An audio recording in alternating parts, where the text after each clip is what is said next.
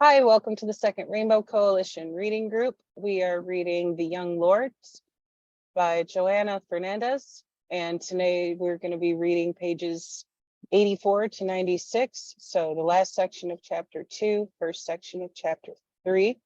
We will kick things off first with the statement of unity of the Second Rainbow Coalition. Go ahead, Comrade Gabby. Thank you, Comrade Zen. I'll be reading the Statement of Unity preface.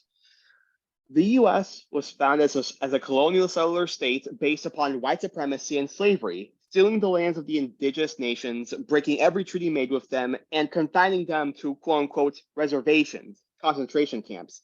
As the country became more powerful, the eagle sunk its claws into other nations, making war on Mexico and grabbing its northern territory, invading Cuba, Puerto Rico, Hawaii, and the Philippines, and either annexing them outright or making them colonies or neo-colonies. And in the 20th century, it became the major imperialist power of the world, exploiting both the people within its boundaries and those in every other country, bullying them with military intervention, and robbing them of their right to self-determination.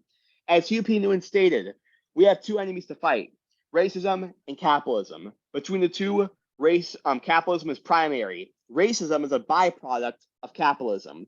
The working people of the world of every ethnicity or nationality face a common enemy that is destroying life on Earth. Our enemy is a small ruling class of property owners controlling most of the world's wealth and resources. We must have our basic needs met to live a good and meaningful life: food, shelter, healthcare, education, freedom from the oppression of the state, and peace with other nations. To obtain these essential things for life, we must have the power to see to it that the abundance that is available is shared equitably. Statement of Unity for the Second Rainbow Coalition. The legacy of the First Rainbow Coalition dates back to its founding on April 4th, 1969, by the original Black Panther Party, original Young Lords, and Young Patriots organization. A number of other organizations joined this coalition not too long afterwards, such as the American Indian Movement, Brown Berets, Rising Up Angry, the Red Guards, and others. Since the founding of the United States, the masses had developed a number of popular movements that came together to fight against the capitalist imperialist system in various ways around particular demands. Nevertheless, none had established a movement quite like the First Rainbow Coalition. This historic movement was the first of its kind that established a model of class struggle like no other. Its charismatic leader, Chairman Fred Hampton of the Illinois chapter of the original Black Panther Party, stated that at the end of the day, we weren't engaged in a quote-unquote race struggle. He said that it's a class struggle, god damn it. By uniting with the various ethnic communities that white supremacy had, I keep on reading over that line. By uniting with the various oppressed ethnicities and masses, they were able to bridge the gap between the various ethnic communities that white supremacy had long sought to keep divided. This class solidarity equipped them with the material basis and class consciousness to see their common class condition, therefore, the necessity to form a united front against their common class oppressor, the capitalist imperialist ruling class. The ruling class viewed this as the greatest threat to their class rule, and subsequently used the entire repressive forces of the state, police, courts, jails, prisons, and intelligence agencies, etc., in order to crush the emerging revolutionary socialist movements. We refounded the Rainbow Coalition on May 14th, 2021, with the intent of upholding the legacy of the original Rainbow Coalition. We believe that this historic example is the model of the United Front that will best serve our class liberation. By upholding the 10-point program of the original Black Panther Party, which was subsequently adopted and later expanded by the original Young Lords, Young Patriots organizations, and all other original coalition members, we established our pragmatic unity.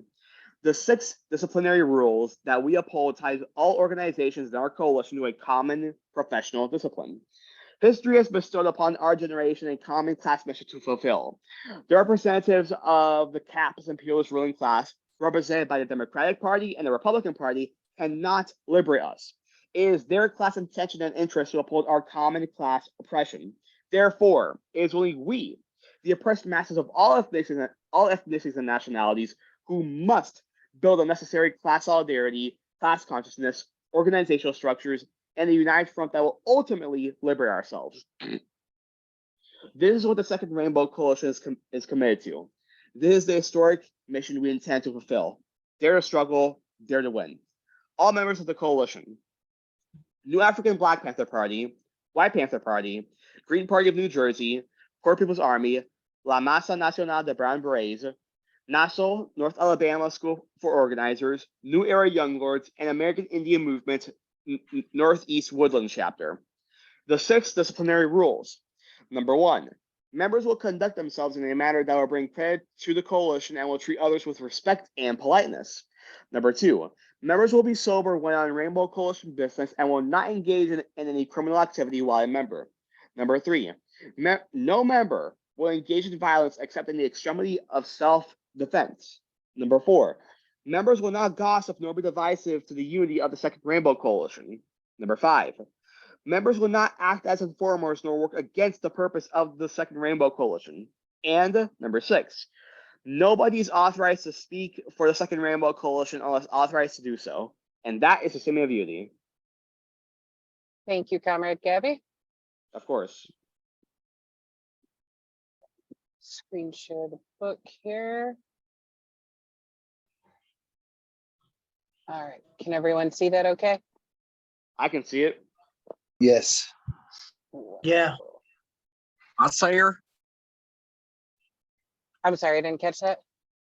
I see it. Hey, Okay. Comrade Stone, nice to see you. Always a pleasure, Gabby. Oh, yeah. Today we are starting out on page 84. The Young Lords come I see together. it as well. Wonderful. All right. In July 1969, Iris Morales learned that a group of Puerto Rican students who were meeting in East Harlem had taken a road trip to Chicago to meet Cha-Cha Jimenez, whom she had met in Denver 4 months earlier. She never joined the group. It was called the Sociedad Albizu Campos, SAC, and founded by Mickey Melendez. Its name paid homage to the recently deceased political prisoner and iconic leader of Puerto Rico's struggle for nationhood, Don Pedro Albizu Campos. Albizu Campos died in 1965 from torture and severe illnesses induced almost irrefutably by the US government's Cold War radiation experiments during the leader's long years of imprisonment. Members of the SAC planned the trip to Chicago when they read the interview with Cha-Cha, which appeared in the Black Panther newspaper. In Chicago, Cha-Cha was excited to discuss the work of the Young Lords, but he first wanted to learn more about the SAC. The Chicago Young Lords met with many groups who solicited meetings with them, and the group's leadership was vigilant about not disclosing too much information. Whoa, sorry, sent my laptop falling here. Is that? The group's leadership was vigilant about not disclosing too much information to people who could be police agents. It helped that the SAC members had traveled all the way from New York with someone the Young Lords knew from the neighborhood, David Perez, a student at SUNY Old Westbury on the West Coast, or the East Coast.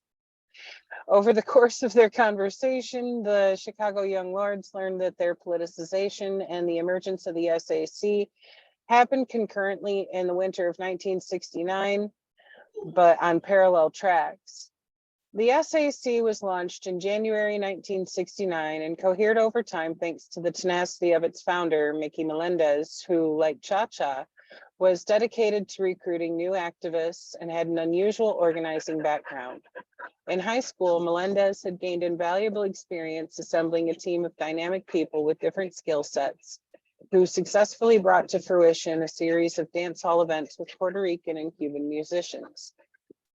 Melendez had his finger on the pulse of the era's emerging youth culture and had an aptitude for managing projects and people and identifying ideas with potentially broad appeal.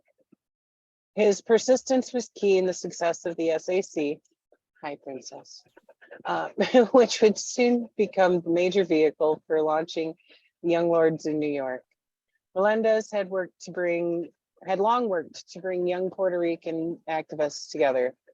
His vision was enriched and made possible as a result of his enrollment at the newly launched SUNY Old Westbury. In In the summer of 1968, the college's admissions officers recruited Melendez and Denise Oliver during a scouting visit to East Harlem, where both were employed in anti-poverty summer projects. The college had been launched in September 1968 under the leadership of Harris Wofford, former director of the Peace Corps in Ethiopia. Its faculty and staff sought to implement the era's calls for the democratic reorganization of education and society. To this end, the college employed unorthodox admission standards that generated a dynamic, diverse, and civic-minded student body. The school's pedagogy was also new. It was anchored around practices that have since been mainstreamed in colleges across the country. An open seminar-style classroom that stimulated critical thinking and a curriculum that encouraged independent study and student-led community-based projects. Melendez reminded Cha-Cha that even before the members of the SAC decided to travel to Chicago to learn about the work of the Young Lords, the SUNY Old Westbury had facilitated a connection with the gang leader. In the winter of 1968, Melendez's federal work-study job in the college's admissions office took him and a senior admissions officer to Chicago in search of prospective Latinx students. During that trip, Cha-Cha was identified as the university's top potential recruit. But Cha-Cha took a pass and recommended David Perez, a major protagonist in the organizing that was to unfold in East Harlem. Unlike Cha-Cha, Perez had stayed away from gangs because his family's economic situation in Chicago demanded that he work at a young age. Quote, "I started shining shoes for about a year, and then when I was 13, I started selling newspapers. By the time I was 15, I was working in a factory making brownies, and then I was working as a busboy during the summer and on the weekends." End quote. By the time of his impromptu admissions interview with SUNY Old Westbury, he had read and been profoundly moved by Malcolm X's autobiography and, sorry, give me a second, letting Richard in the room. There we go. And Ferdinand Lundberg's The Rich and the Super Rich. In early 1969, Perez began his studies at SUNY Old Westbury and followed the political lead of fellow student Mickey Melendez on campus. During Melendez's first trip to Chicago, he had met a younger cohort of Puerto Ricans and Mexicans in the Latin American Defense Organization, who were in the throes of organizing grassroots movements independent of the old guard Puerto Rican political leaders. Inspired by what he saw there, Melendez launched the SAC at SUNY Old Westbury and invited emerging leaders to speak on campus, including Juan Gonzalez, a leading member of the Columbia Student Strike Committee, and Felipe Luciano, a member of the Last Poets. Slowly, Melendez drew into his orbit fellow SUNY Old Westbury students David Perez, Denise Oliver, and another important activist, Pablo Yoruba Guzman. Later, he recruited Diego Pabon, a radical activist in the City College of New York. Pabon eventually became the leader of the study group and is believed to also have been an affiliate of the old left groups. Among his peers, Pablo Guzman had a unique upbringing. He graduated from one of New York's premier academic high schools, Bronx Science, where students were engaged with the political debates of the day, from the Vietnam War to the meaning of Black Power, thanks to the influence of a history teacher. Guzman had also been politicized by his Puerto Rican father and maternal grandfather, who was Cuban. Both saw themselves as members of the Black diaspora in the Americas. The job discrimination and racist indignities they endured in the Spanish-speaking Caribbean and in New York turned them into race men committed to the politics of Black pride and racial uplift.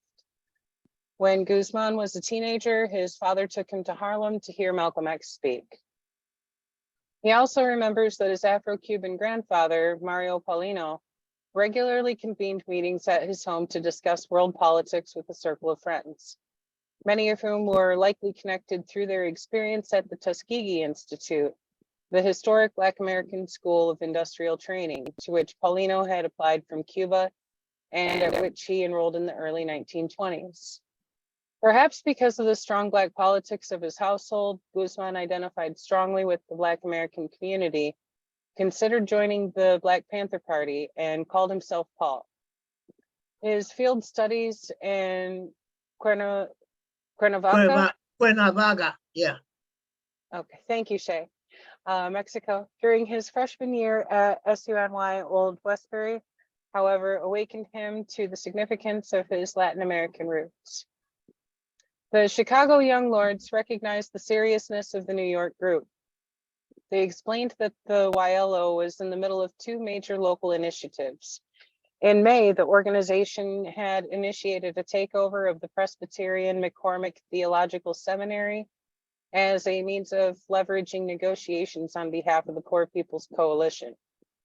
In June, it had occupied Lincoln Park's Armitage Methodist Church, turned it into its headquarters, and begun a series of service projects akin to the Black Panther Party's survival programs, including clothing and food drives, free breakfast for children, and the building blocks of a free community health clinic.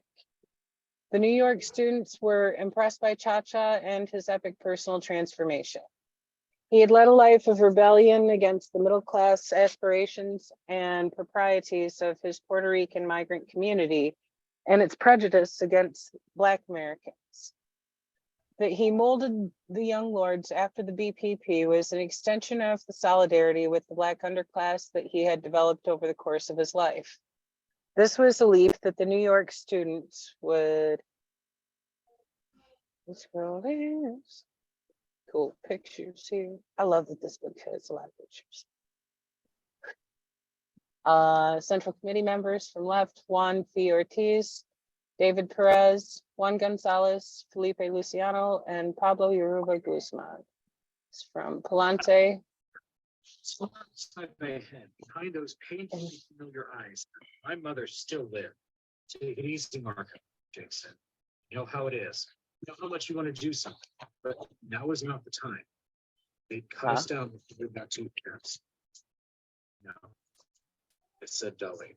I hated myself for not trying, but I knew there was nothing I could do. I had to hide inside my morph. Never let my mother know it was me. This was a leap that New York students would. Oh shit! No, skip too far. Oh fuck! Where did it go? My bad. Give me a minute to find the page again because my screen jumped. It was banished to the Shadow Realm. Yeah, I tried to scroll down to the next page and it's like, here, let's go a bazillion pages further. Shit. Okay. Wow, that jumped far. Fun stuff. I'm gonna have to stick to just using the little up and down arrow buttons on my keyboard instead of the mouse, because the mouse was like, hey, let's skip like 50 fucking pages.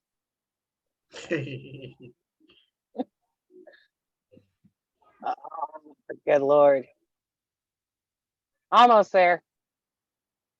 I think we were on 86. Shit. There we go. Not taken on their own, but the idea, once articulated and implemented, captured their imagination. The activism of the reformed gang had gained traction quickly in Lincoln Park because it brought its pre-existing social networks into its orbit of protest. The Young Lord organization's embrace of the Panthers organizational structure, however, allowed it to channel its protest activity, identify its mission, and integrate its new recruits effectively without having to reinvent the wheel. The YLO's association with the BPP also brought attention to the organization from movement activists across the country.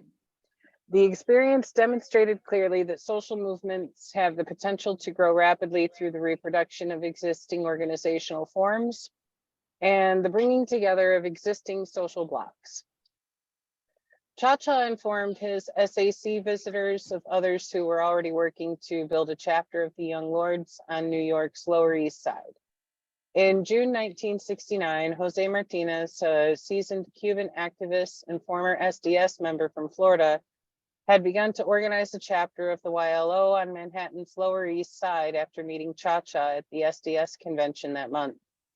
Martinez scouted out and mentored young Puerto Rican junior high and high school students who were at risk for dropping out of school, primarily Carlito Rivera, Ralph Garcia, and Andres Cruz. The YLO leaders suggested that Melendez and members of the SAC meet with Martinez's group about the possibility of a merger. Okay. Comrade Gabby, are you ready to take over reading? You hear me? Yep. Gotcha. Yes, I am ready to read. Wonderful. Let me Thank you. Let me just pull it up.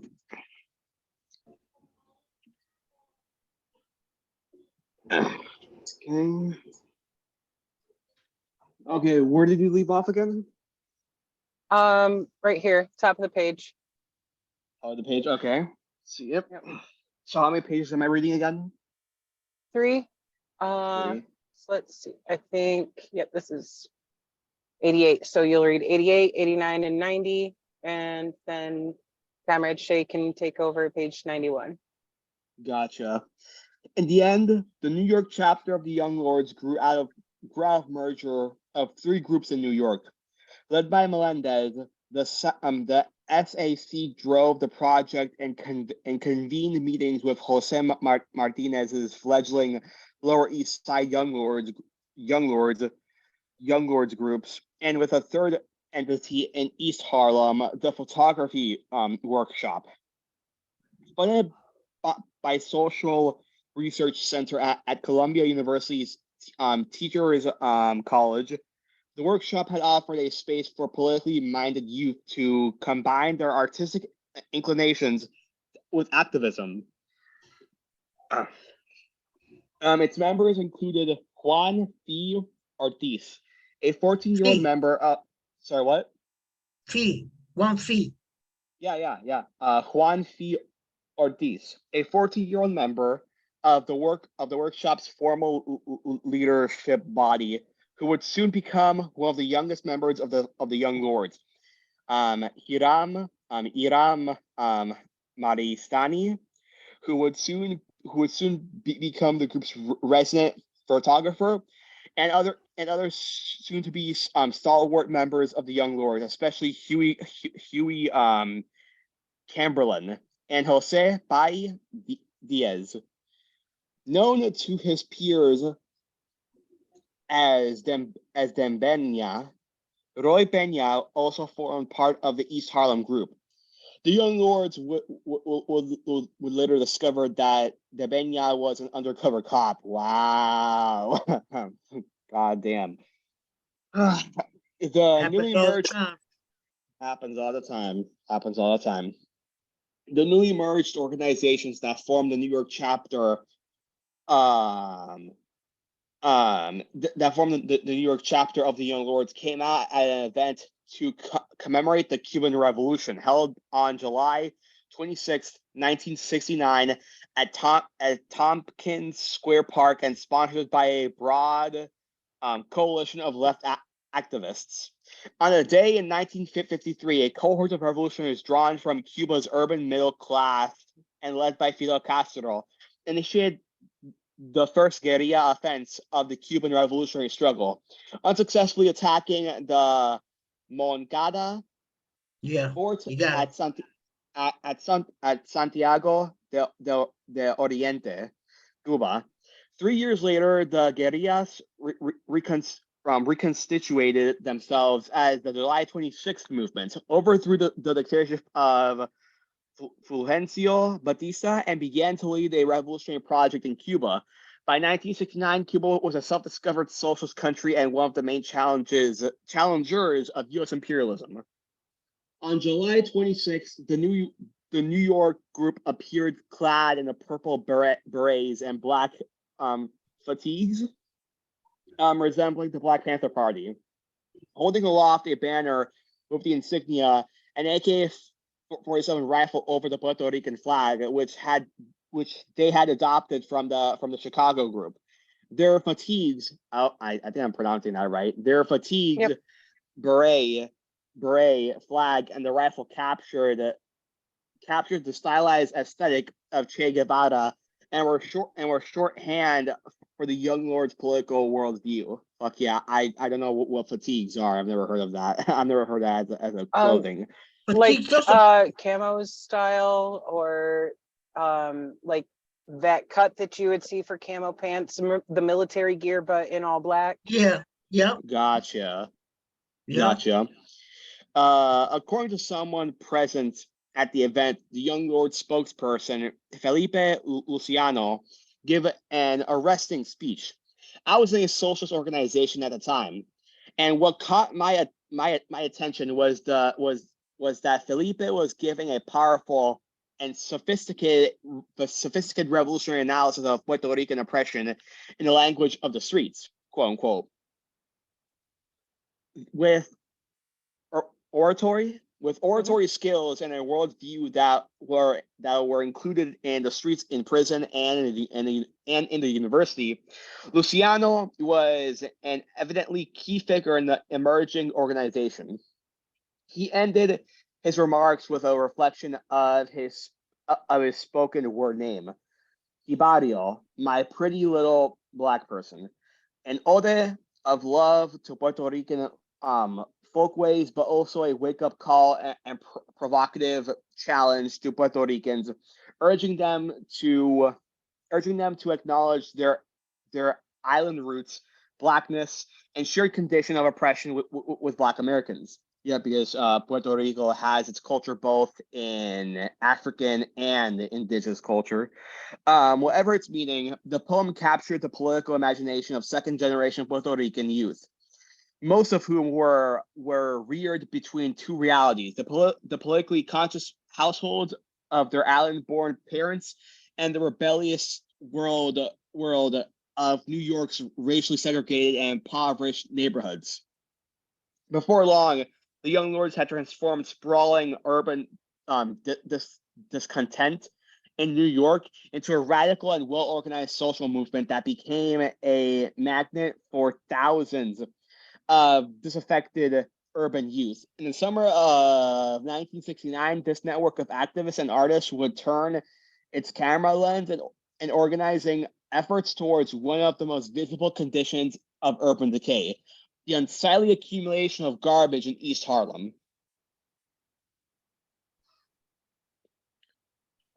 I'm guessing there's supposed to be pictures there.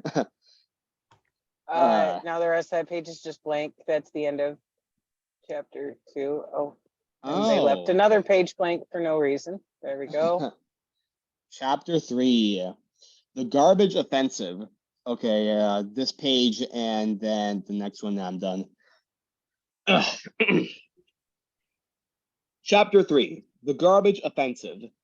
The young lords may have organized the stage at Tompkins Square Park to demand a free Puerto Rico at the July 26, 1969 commemoration of Cuba's revolutionary experiments. But their show didn't stop there. Their vision and objectives remained a work in progress. Weeks earlier in June, the young lords began the young lords began to test their ideas before a more exacting audience, the people of East Harlem. For them, clean city streets were a more urgent matter than the independence of Puerto Rico. Yep. The first grassroots campaign, launched by a newly formed network of activists, suggested that they were listening to neighborhood residents' grievances and simultaneously asking broader questions. What they called the quote-unquote garbage offensive demanded adequate neighborhood sanitation services, but implied much more. It channeled the spirit of the Tet offensive of a year earlier, a turning point in the Vietnam War. During Tet, guerrillas of the National Liberation Front quit the countryside and stunned the U.S. military with surprise attacks in urban areas, where television cameras captured the violent reality of war for the first time in history. The young lords' imaginative title tendered a global analysis of the social problems they observed around them. The group's Juxtaposition. Yep, sorry, I was just stuttering there. Juxtaposition of an issue as unremarkable as sanitation with the era's most dramatic military operation underscored the relationship between the common problems of Puerto Ricans in East Harlem and the larger crisis of colonial rule the world over. In a creative approach to organizing in East Harlem, the Young Lords mounted a nonviolent urban guerrilla campaign in which, in their words, we would hit and run block to block, talking and spreading politics as we went. Dodging the slow-moving pigs, dodging the slow moving pigs sent to crush any beginning Boricua movement for freedom. The garbage offensive was the laboratory within which the Young Lords developed an approach to local organizing that adopted the model of community service institutionalized by the war on poverty. But the offensive also enlarged the model's social impact through the simultaneous deployment, and there are some pictures.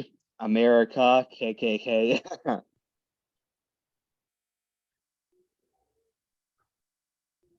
The beautiful. Of civil disobedience, political muckracking, and the symbolism and vocabulary of the era's defining decolonization struggles. Theory and praxis. Oh, hell yeah. In the weeks before their Tompkins Square Park declaration of existence, the New York Young Lords grappled with the challenges that have long preoccupied organized radicals: how to recruit others, how to link short-term campaigns for improved social conditions to the ultimate goal of revolution, and how to achieve broader community participation in their initiatives. Juan Gonzalez, who had been one of the leaders for the Columbia University strike in 1968, and who had done 30 days in prison in June of 1969 for his continued disruption of campus life at Columbia a year later, explained, quote unquote, when we were meeting in the Sociedad de Albizu Campos, there was all. Thank you, comrade. There was all this debate over how to. Sorry, I lost where I was. Right here. How to rebuild a revolutionary organization. Right. Debate over how to rebuild a revolutionary organizations. Do we do study groups? Do we get involved in electoral politics? Do we get involved in electoral politics? Fuck no. The debate was over whether you build a political movement through debate, discussion, and education, or do you build it through some concrete actions that affect people's lives? You do both. Theory and praxis go hand in hand. The Young Lords chose a combination of political education and direct action. Yep. The group's decision to build an organization beyond the college campus, where many of its leaders developed as organizers, demanded that it put its finger on the pulse of East Harlem. Members began by talking with people on street corners, asking how they perceive the problems of the world around them, and listening to their answers. Yep, that's mass line right there. A long-standing tradition carried out by different groups within the U.S. left with varying degrees of success in the 20th century. In an interview with Pacific Radio in spring 1970, Felipe Luciano, the chairman of the new organization, explained, quote unquote, our objective was to find an issue with certain organizing tools, certain organizing tools that responded to the needs of the people in the streets that we knew. My mother, my uncle, those kinds of people, quote unquote. Of the issues that concerned the community, the most visible was the problem of uncollected garbage. Members of the East Harlem Photography Workshop, one of the three groups that came together to form the Young Lords had zeroed in on this problem with their cameras in the months before the garbage offensive. However, if the Young Lords were to build a revolutionary organization among poor and working people, their challenge was to go beyond identifying grievances by fusing revolutionary theory and daily praxis. Yep. Observation and participation. The group of about 15 to 20 young men and women who initiated the garbage offensive were reading texts on imperialism and decolonization that had restructured the political ideas of the left around the world. With the advent of decolonization wars throughout Asia, Africa, and Latin America, at the end of World War II, the center of gravity in revolutionary theory and politics now emphasized the role of third world peasant armies engaged in guerrilla war. Is that my end, Sister Sandra? Yes, it is. Comrade Shay, it's your turn to read. You ready? Okay. Yeah. Right. World. Peasant armies engaged in guerrilla war, mobile forces that fought a war of ambush, booby trap, and quick field gun barrage. A tactic of baiting the enemy with surprise attacks and stealth retreats. Guerrilla war was developed to avoid direct military combat with the modern military war machines of the colonizers. It became known as the only strategy that poor colonized countries could employ successfully in the fight against colonial domination. The shift away from the predominantly white industrial working class of Europe and the United States, the major early 20th century protagonists of revolutionary change, appraised by the Bolshevik victory in 1917, was observed in the literature read by the young lords and their counterpart. Their reading also addressed the new strategy as well as the impact and legacy of colonialism on people engaged in rebuilding their societies. They include Che Guevara's Man in Socialism, Mao Zedong's Little Red Book, General Volodymyr Giap, People's War, People's Army, One Angel Silent, We the Puerto Rican People, a story of oppression and resistance, Kwame Nkrumah's New Colonial Imperialism, and Frantz Fanon, The Wretched of the Earth. According to Gilbert Colon, who was introduced to the group to his cousin Pablo Guzman, we read everything we could find on the colonial situation in Puerto Rico. We also read newspapers like The Guardian. It was a quest. You read something that led you to something else. Fun. From what? This is blocked here. Oh, wait a minute. Where am I? Where did I stop at? Right there where I highlighted. Yeah, Frank. I remember Wretched of the Earth. Remember Black Skin, White Mask. A lot of stuff in the vein. It was a major challenge to apply in the United States urban context, political theories that had developed in colonized societies with sizable rural population.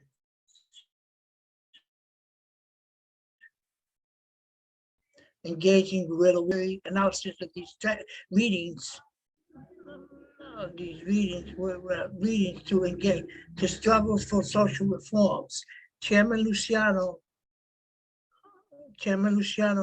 suggests that the young lord were cognizant of the pitfalls of the taking about armed struggle, but never really been. Oh man, I'm reading. Let me get this straight here. Okay.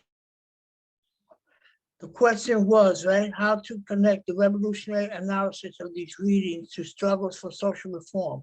Chairman Luciano suggests that the young laws were cognizant of the pitfalls of the talking about our struggle, but never really being able to legitimize that idea among the masses of people. From the beginning, from the meeting with Chacha Jimenez, the New York radicals got practical advice on how to get started. Influenced by Chicago Black Panther leader Fred Hampton, Chacha said that in order for larger members, they need to see examples of concrete actions towards that end, to have their consciousness raised, though true observation and participation. The notion that the masses can learn about and test out social ideas through engagement with activities modeled by revolutionaries in the community. Variants of this concept had a long history among Marxists, but during the 1960s, they were absorbed quickly when the Black Panther Party began to disseminate the pocket-sized Little Red Book, a collection of mild quotations on building a revolutionary party. Pablo Guzman, the group's Minister of Information, used the analogy of building a house to illustrate Chacha's point. That because small campaigns, gotta raise it some more now. Small campaign, they help awaken a sense of, I can't see the rest, sense of what might be possible. They function as how you say that, conveyors, Yeah. belts for larger revolutionary ideas. Something happens to their consciousness once they got involved in doing. Somebody can theoretically explain how to build a house, but until you actually take a hammer and nails, you really don't know what they're talking about. In the process of winning small victories, the idea of taking on larger structures becomes a real project. The Young Law's initial forays in the community demanded courage. Guzman recalled courage. Guzman recalled the feeling to walk up to some stranger and just start rapping and giving him a leaflet. That's frightening shit. But as Guzman explained, the Young Laws acquired Mito when they convinced Felipe Luciano to join. Felipe has certain characteristics of discipline and toughness and a certain kind of leadership that we needed. It was like, my name is Felipe Luciano. How are you doing? We with the Young Laws, you should worry. You should worry about Puerto Rico. Puerto Rico is in bad shape. The Barrio is in bad shape. You know why the Barrio is in bad shape? I mean, we were like, this guy is out of his mind. He was like, talk to this person over there, talk to that person over here. And that's what we needed. As the nation network coherent, sounds like me and Attica. As the nation network coherent, Luciano emerged as the organization's most dynamic public person. Luciano had a natural talent for articulating the grievances and aspirations of poor and working class people, Puerto Ricans. He also had his finger on the pulse of the streets, which the Young Laws were intent on influencing. Luciano grew up in Black American neighborhoods in Brownsville, Los Angeles, and East Harlem. His father, Joseph Luciano, was not decidedly political, but had strong feelings on race, and his people were nationalists from Puerto Rico. His mother, Aurora Almon, was Pentecostal. I lost it there. Pentecostal, bathed in the blood of Jesus, speaks tongues and raised me that way. On the issue of race, Luciano remembers that he grew up hearing that black was beautiful, but not from a black power standpoint. He goes on, I grew up around blackness. I never saw it as foreign. I didn't have one parent who was light. I always seen blackness in my life. So I never saw it as anything else but gorgeous. My mother's gorgeous. My mother's gorgeous. My mother's gorgeous to me. My father is gorgeous to me, and negritude was always described to me in the most glowing terms. His ordinary developed early in life. His parents had tremendous facility for language. Both read extensively. His mother fostered an inquisitive mind in him. And he developed a love of learning to a junior high school teacher, Edo Shapiro. She exposed him to Shakespeare and Hemingway, and determined that he would learn Yiddish, and Judaism. But Felipe lived a dictatorial life. Once outside, Felipe beat people up, or even got involved in stabbing. And two, he never killed anybody or saw anybody die until much later. This was part of the ritual, the rite of passage of young black men like him. Around 12, Luciano began hanging around the Canarsie chaplains, a gang that he described as, okay. Your eyes okay, Shay? Yeah, I'm good. A gang that he described as extensively Black American with Puerto Rican overtones, because it was far from Canarsie, an Italian stronghold where you could not play the Black Puerto Rican game. On a night he hid away in Carnegie Hall at a Gregorian chance, a concert. A rival Black American gang broke cold and beat his brother unconscious. Luciano recalls, when I saw my brother like that, I knew exactly what was my destiny. What my destiny was. I made the call, I got prepared. A fatal fight ensued. Luciano and 6 of his friends were arrested. Of the 3 who were found guilty, Luciano was convicted of attempted manslaughter in the second degree in 1964. With the help of motivating testimonies from teachers and rabbis, Felipe got 5 years, a lenient sentence. Within 2 years, he was released for good conduct and recruited by the Harlem Anti-Poverty Agency. Harry U Act, which recognized his creative talent and urged him to apply to college through the SEEK program. He matriculated at Queens College, began to experiment with poetry, and was invited to join the Last Poets. The Black Power era poetry, true spoken word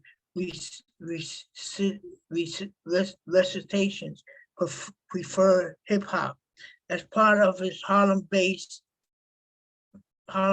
creative work, Luciano began to lead provocative political workshops that attracted intellectuals and activists, including leading figures of the Black Power movement like Stokely Carmichael and H. Rap Brown.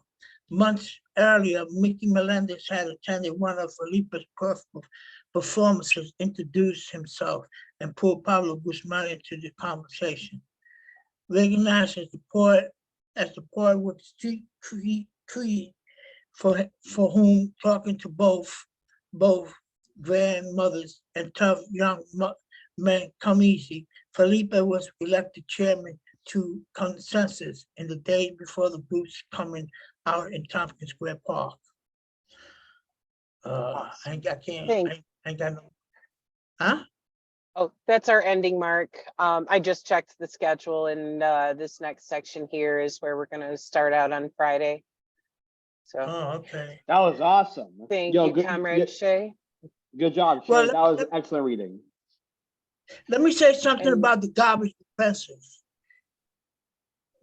The reason why they had a garbage offensive was because garbage wasn't being picked up in Harlem, Spanish Harlem. You know, it was piling up on top of each other. It got to a point that it was almost literally reaching the roof.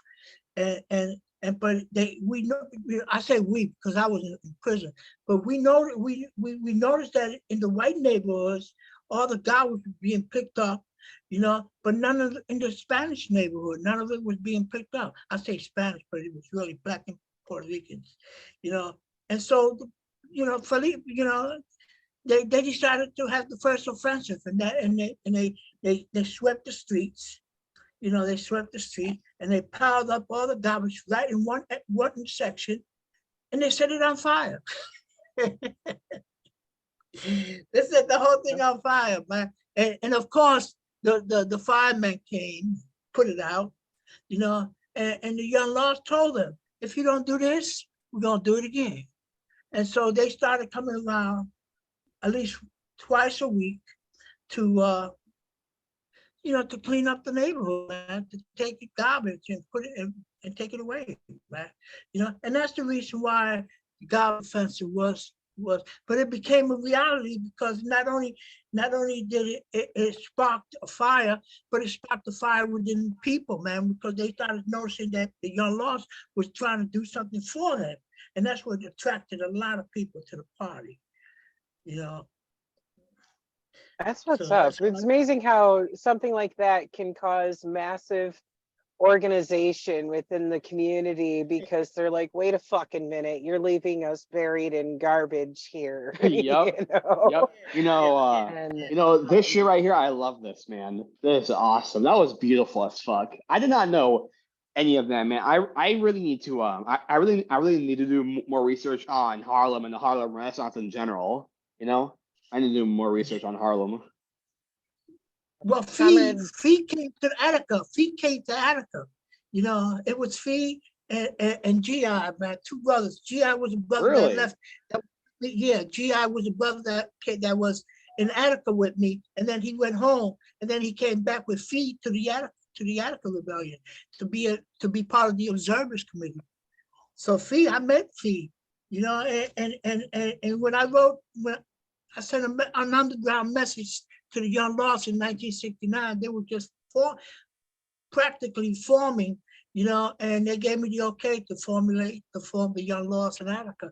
So Attica was the first Young Lost party to be built in New York State Prison.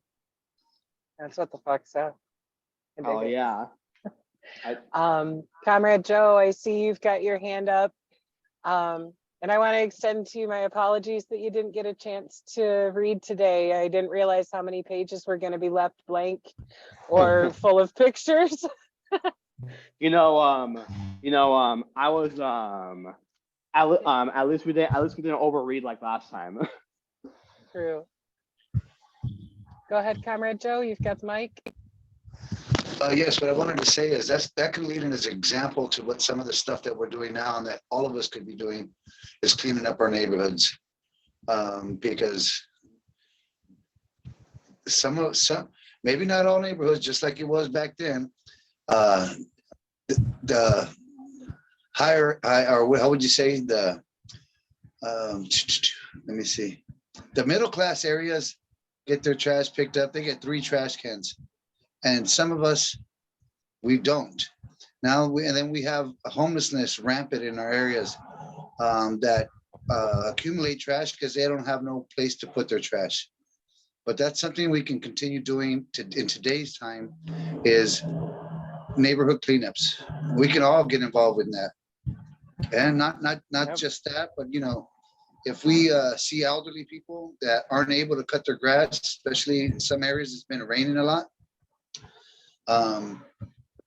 stop by and help them cut their grass, because then they get Right. fines by the cities and they end up losing their houses because they got fines from the cities and they can't pay the fines, living on a fixed income, And we can all play an active part in that. And another good chapter, and then they mentioned a lot of names, which I don't know. I only know Chacha Jimenez. I don't know the rest of the names, but they broke down history on this one, and I was glad that they brought that into play with the neighborhood cleanups, because that's something we can still take part in today as revolutionary activists. And that's all.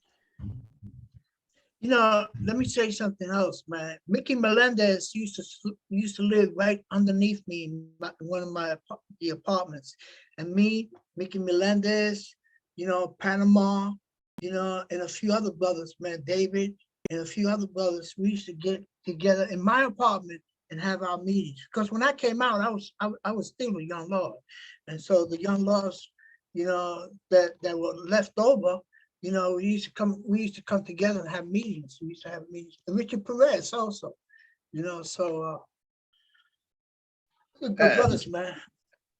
Hey, that's what's nice. You know, one of the things we've done also, Comrade Chest, is we built an elders council. It would be nice if all of our council, while we still have some of the elders still around, because we all know that they're every year we're losing at least 2 or 3 or 4 of them. And while we still have them there and they can give those experiences, really beneficial for all our organizations to build elders councils. And hopefully one day we can get an elders councils of elders councils. That would be awesome, you know? That's all, Comrade. That would be awesome as hell. Yeah. That sounds like a good idea. Sound like a good idea. Oh yeah. What I really liked about the introduction of chapter 3 is how they really delved. It's how they really delved into theory and praxis. You know, because as I said, you know, do you engage in education? Do you engage in education and speeches and things like that, or do you engage in concrete actions? You know, you do both. You know, first comes the theory, then comes the praxis, and then through that praxis, it changes how you implement the theory, how you improve, how you adopt and change and improve your ideological and political line, and how you implement the principles of Marxism and dialectical materialism within your own community. You know, because as Huey P. Newton said, as I'm pretty sure it's what he said. Before you run, you have to walk, and before you walk, you have to crawl. You know, you can't just expect the masses to fight for socialism and fight for class struggle and liberation when they don't know how socialism benefits them, when they don't know how everything is interconnected, because the bourgeois instill, enforce, and shove down bourgeois ideology and reactionary sentiments down their throats through the education system, through media, through what we hear, what we see. We're instilled with reactionary thought, and we're made to believe that the reason why things are the way they are is just because that things have always been this way, that nothing has ever been different and has never changed, and that it will just continue to be this way. But obviously that's not true. You know, everything is interconnected. Everything is connected and relates to something else. That's the logic. That's the whole basis of existence itself. And that goes for human development society as well.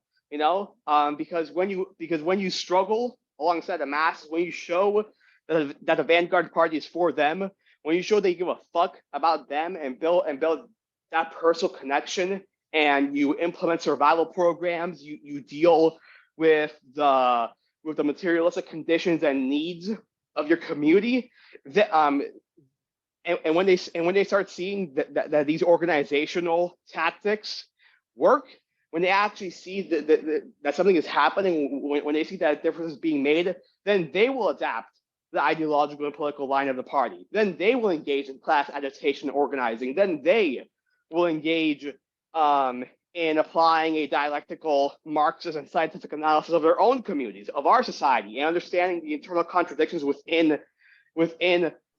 within our communities, how they relate to one another, and how that affects our materialistic conditions, our needs, and how we move forward, how we adapt, how we continue to apply, change, and evolve our ideological and political line, how we implement our theory in order to uphold the proletarian revolutionary line. And yeah, so I really like this chapter. It was really awesome. It brings to mind a quote, I believe it was Kwame Ture, aka Stokely Carmichael, who said that that the political education, this is not verbatim, by the way, but political education without praxis is empty, and praxis without the political education is blind. The Yep, two sharpen each other, you know. exactly. It's through understanding both that we are able to actually bring things into a modern context of what we've learned from history and political theory, and be able to apply it now in our communities to meet the material needs that, you know, are present, to be able to overcome the problems that we're dealing with in our communities. Oh yeah. And it does take both. Comrade Joe, I see you've got your hand up. Go ahead, hon. Yes, I sent the invitation out today to about at least 25 people, and I see that Comrade Sean had joined in. I don't think this is probably his first time. He's one of our new prospects for Los Brown Berets. Right on. And not to put him on blast or anything, but thank you for joining. But Comrade Sean, would you like to introduce yourself as one of the, you know, and this critical race theory and all this stuff, it's all good to learn, but it's even better to pass it on. Oh yeah. So it is his first time here. And Sean, would you like to introduce yourself, please? Hello, everybody. My name is Sean. I actually joined this prospect a few months ago now. Generally, I know praxis and theory, but you know, actions. I mean, the only actions I've really been heavily involved with is union organizing for DoorDash, Uber, and Lyft workers, and then starting a strike at Wendy's. I mean, yeah, that's helpful, but you know, that's not in the streets every day. But yeah, you know, hopefully at some point I will be able to help you guys read some of this and learn some things. Oh yeah. Absolutely. Hey, And you're it's more than always welcome to join us. We use the same link for all of the reading group days, and we're here Sundays, Mondays, and Fridays for this book, and Tuesdays for the UPM reading group for The Wretched yeah. of the Earth. We're reading Frantz Fanon right now. So you're more than welcome to join us for any of those, Sean. Hell yeah. It's Okay, it starts at 5 p.m. Eastern Standard Time. For Tuesdays. I'm in Colorado, Yeah, for so Tuesday. it's a little wonky when you're trying to figure out Eastern. You know, Sean, not to cut you off, but I wanted to also, I forgot the young comrade brother that's like a revolutionary in the making, that lives in Denver or somewhere in the Springs. I forgot his name, and I thought it was so important to invite him. So maybe you can send the link to him or send me his name, and then I can see, because these study groups are right up his alley. He is so young and full of vim, vigor, and vitality. And this is another good example of passing it on to the younger generations. Good leaders build good leaders, and that's all. Comrade Joe, are you talking about Anderson? Is that who you're talking about? Exactly. Anderson? I couldn't remember his name for the life of me. I was like, oh man, and like, so maybe even you, Comrade Gabby, send the invitations to Comrade Anderson, because that boy's on fire. Yeah, Thank you. you introduced me to him. He seems pretty good. And Sean, it's a pleasure to meet you. And it's nice having you on here, man. It's nice having you on here. The more revolutionaries, the better. And to what you said, Sister Zen, yes, both theory and praxis sharpen one another. You know, they build off of one another. I've used this analogy before. Praxis is the knife, and theory is the whetstone. You know, theory sharpens the knife, and through that sharpening, you use a knife and you test it out on your environment, and but when the edge starts to dull, you need to resharpen it. You need to change up the whetstone to sharpen it up again and make it stronger. You know, they both go hand in hand. You know, theory without praxis is willful in action, but praxis without theory is unorganized anger. You know, so yeah. Yeah. I mean, it honestly makes me think of where I really got started with putting boots to the ground in Occupy, because Oh yeah. we had hella praxis and shit for theory. You know, we Yep. had nothing ideologically to guide us when it came to like presenting solutions for the problems that we were highlighting. And that was one of the biggest things that resulted in us standing in our own fucking way with that, and we didn't realize it until afterwards. Wasn't till a few years later that I started actually getting into political education really like deeply, and found myself moving from being an anarchist to a anarcho-communist. You know, because of actually understanding, okay, here's the shit that's happened in history, here's what worked, here's what didn't work, here's some shit we can apply. And, you know, also that self-crit and accountability of understanding it is fucking futile to come forward with a list of here's all these problems, but not be presenting any solutions for any of them. And it was the theory that allows us to actually see some solutions to the problems that we're dealing with in our communities. Oh You know? yeah. I always like to use this example to kind of illustrate how practice and theory goes hand in hand. When Karl Marx and Frederick Engels were writing the Communist Manifesto, they at the time did not fully understand the necessity for socialism. They didn't understand fully that there needed to be a transitionary period between capitalism in order to achieve communism. However, what changed the perspective and what made them see clearly the necessity for a transitionary period was the Paris Commune. After they saw the Paris Commune and they saw, holy shit, there needs to be a way for the state to protect itself in order to achieve communism.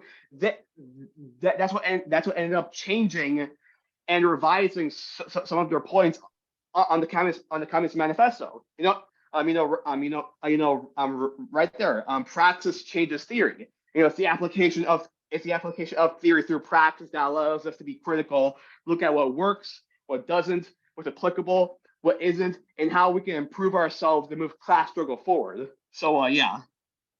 I like the example you brought up there. The Paris Commune is an absolutely fucking golden example of why you actually do need to go through communism before you can reach anarchism. Anarchism is nothing more than the highest level of communism.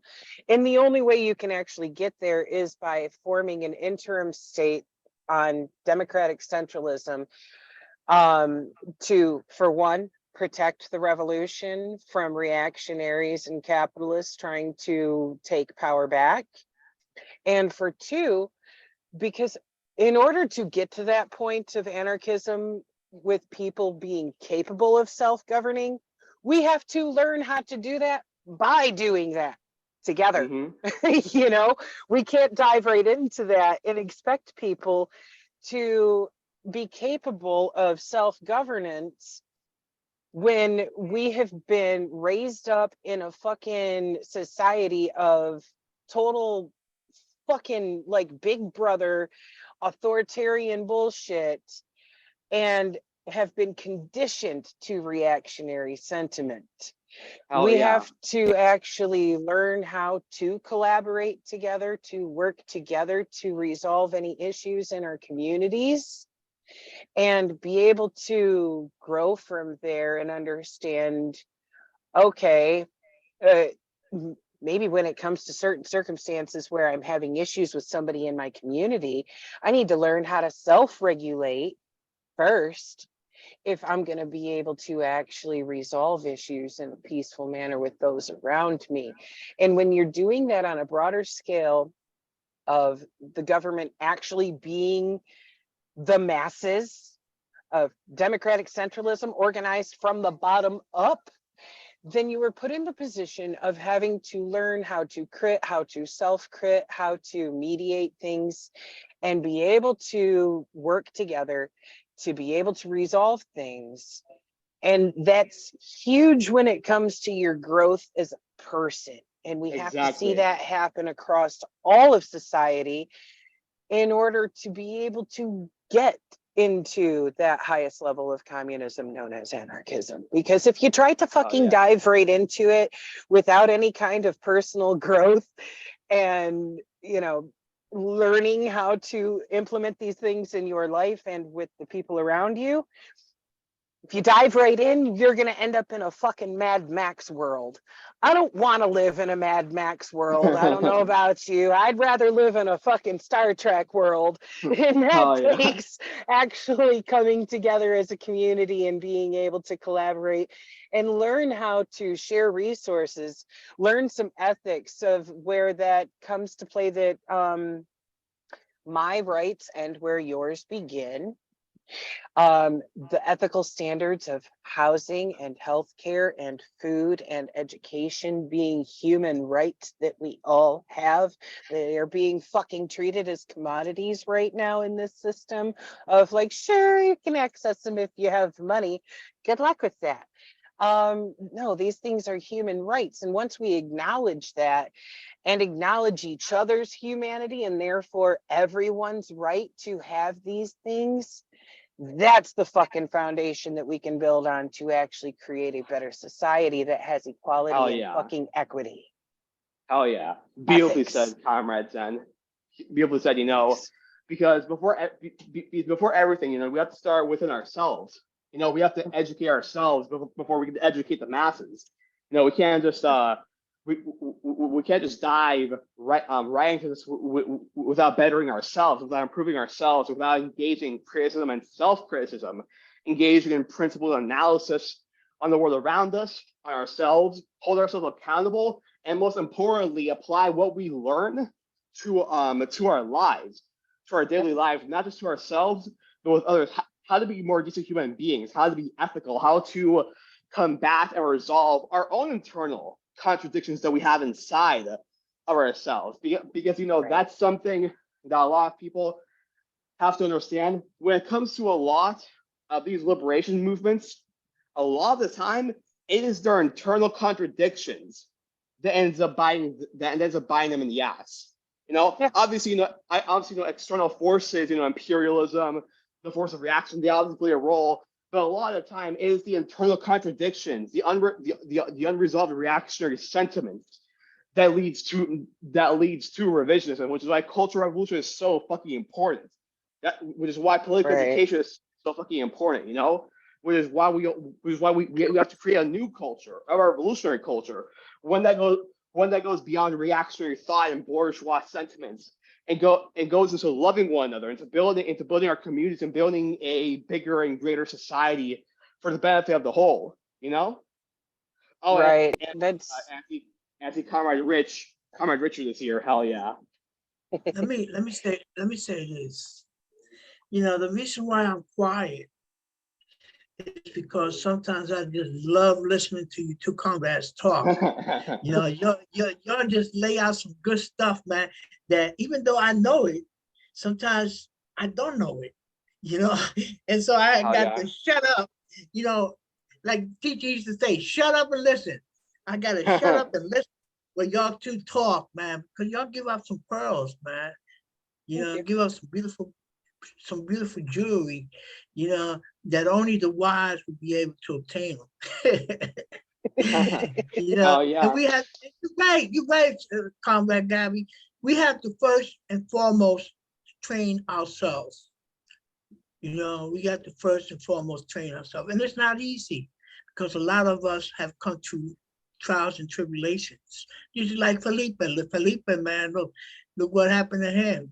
You know, he, you know, before joining the Young Lord Party, he was going through all kinds of changes, you know, and then he joined the Young Lord Party and that changed his life, you know. And I think that this reading group here is going to change a lot of people's lives just by our talking about things.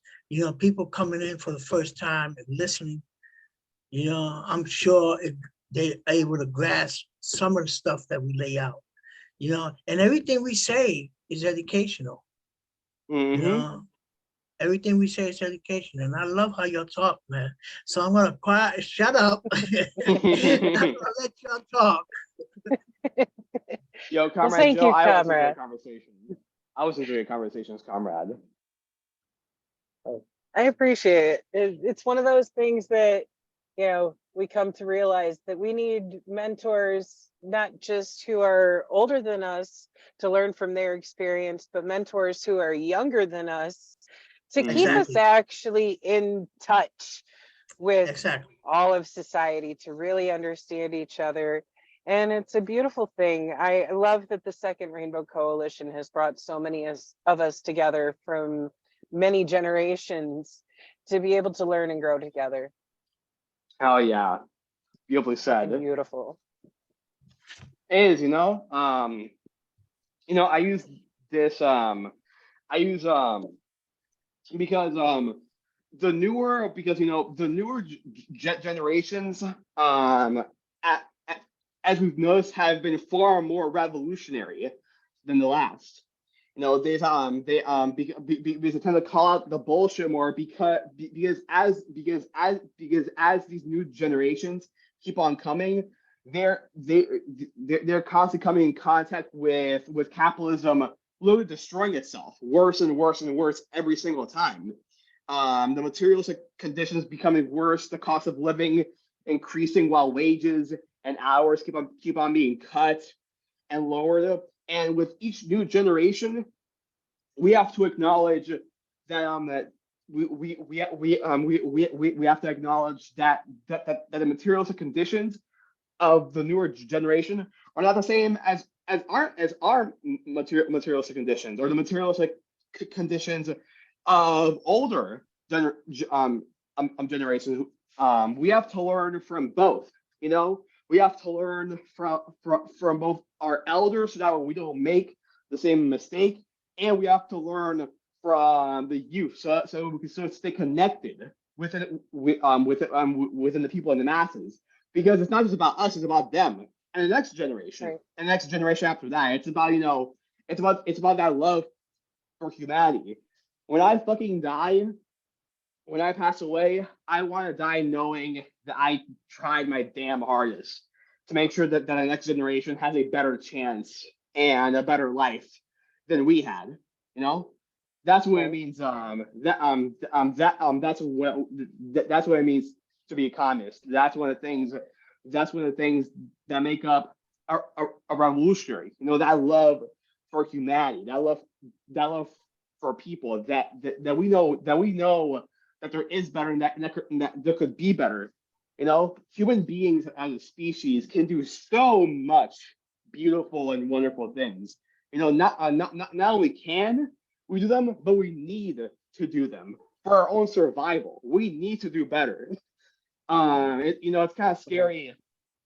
It's kind of scary whenever I say this, and it just seems wild when you think about it. But if something is not done within this century, we're almost likely gonna die. like, like, like it's scary as fuck, but it's true. You know? Honestly, environmentally speaking, I got an update for you because a couple Oh, months really? ago, a bunch of scientists all around the world, yeah, Richard just said it too, decade, not century, decade, because they've been studying the climate effects from just how much fucking pollution that we are creating on this planet. And it has gotten so fucking bad. Okay, these scientists gathered together with every so-called world leader, the shitheads who care more about their profit margins than they do about life itself, and tried to tell them, we have 10 fucking years, 10 years to hit zero carbon emissions, or we are going to see a catastrophic loss of life. Catastrophic. Across the board, not just humans, all life. We are going to see a catastrophic fucking loss of life if we do not get our shit together and start actually taking care of and protecting the only fucking planet we have to live on, because we have been allowing major corporations and the military industrial complex of the United States. Those two factors right there are the biggest pollutants on the planet. That it don't matter how many fucking paper straws we switch to, it don't matter how much you and I cut down our carbon footprint. If those two entities do not completely obliterate their carbon footprint entirely, they're going to cause ecological fucking collapse. Yep. And it's absolutely fucking frightening. We have a very brief window of time in which to actually fundamentally change the way that we operate, or we're going to fucking destroy the environment to the point that we'll be lucky if any of us survive, let alone any other life forms. Yep. Because we are fucking this planet up. It's Indeed. And horrific. that's fucking scary. And every single one of those world leaders who were brought to that conference, their responses were, but what about our profit margins? We're not going to make as much money if we're having to do this shit to cut back on our carbon emissions. What do you mean? We can't hit fucking, net carbon emissions of zero in 10 years. And it's like, what fucking good is any of that money and those profit margins going to do you if you're fucking dead? Yep. I find it funny how these fucking how these bourgeois fucks are trying to build fucking spaceships to leave the planet. Like, motherfucker, you're not gonna make it anywhere. Trust me, you're not. You're not gonna make it anywhere. I find it funny how instead of putting money into our communities and to the whole society and bettering social welfare, they're putting fucking money and studying some fucking jellyfish that can live forever. It's fucking wild to me. I've said this before to people.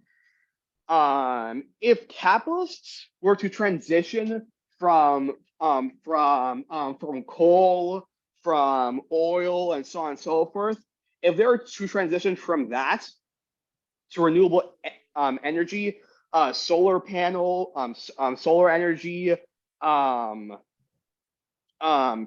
energy, windmills, water, and so on and so forth, they would actually make more money while not spending as much on those renewable energy. They would literally make less money, but they don't do it. You want to know why they don't do it? Because these capitalists don't just want to maximize profit. They want to maximize profit immediately. They only think about the short term, and that's it.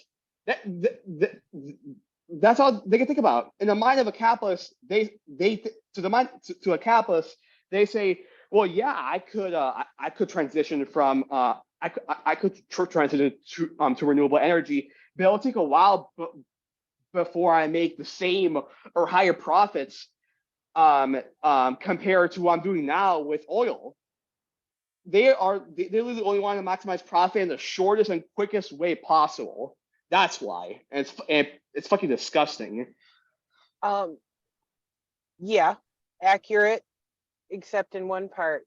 I have What? to present a caveat there, because when it comes to solar power, and I'm guilty of it too, I have a solar backup system for my RV because emergencies do happen. But we are just as much destroying the fucking environment with the way that we mine for lithium to create the Oh yeah. batteries for those solar systems as we Yep. are with any kind of, you know, fossil fuel production and stuff. What we need Yep. to do for that is actually move over to using renewable energy sources for those batteries too.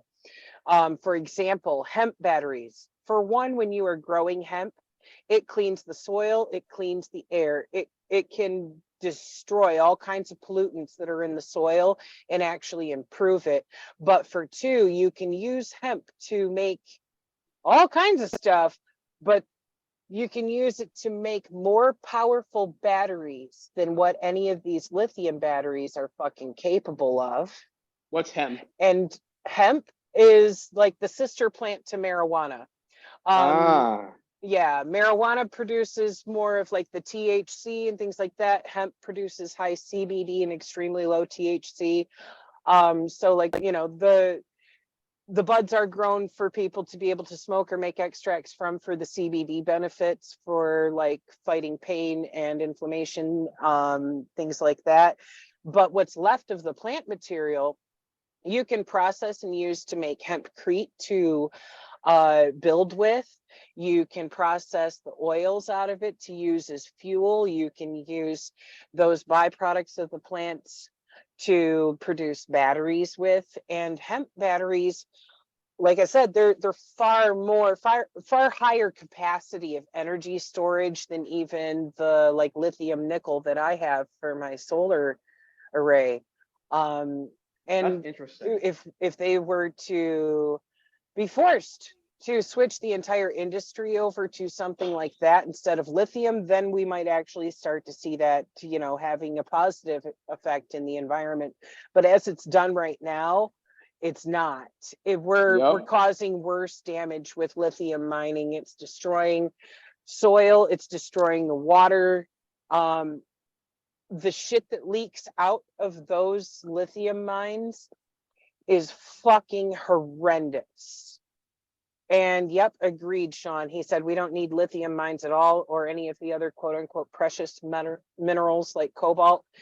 The processes that we use to mine those are absolutely fucking destructive.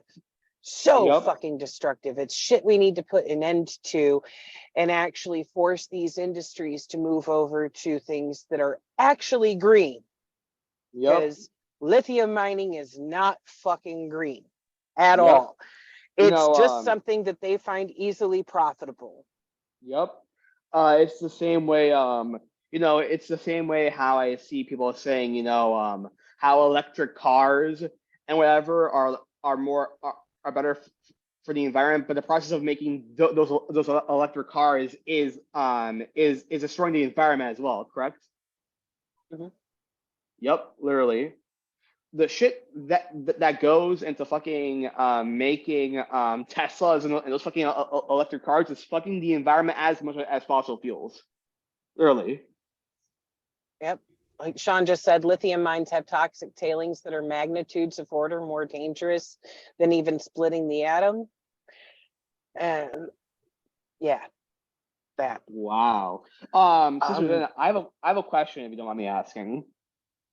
Okay. Because I've seen different people's responses on it. What's your whole opinion and idea on nuclear energy? Oh, good Lord. We're going to have to sidebar that one for later, because otherwise we're going to talk for 3 more hours about that's a huge rabbit hole to dive into, but we'll dive into it another time. All right. Comrade Joe, I see you've got your hand up. Go ahead. You've got the mic.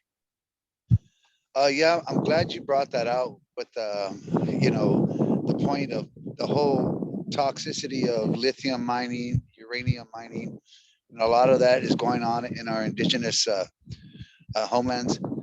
So that was really good. And then to do a variant where how do we make a solution for that with hemp? Even Henry Ford made a vehicle. Prior to the metal, he made a car that ran by hemp and was built out of hemp. But U.S. Steel shut that down quick, and they still shutting it down. Now they're trying to say positive about, oh, use these smart cars and this and that.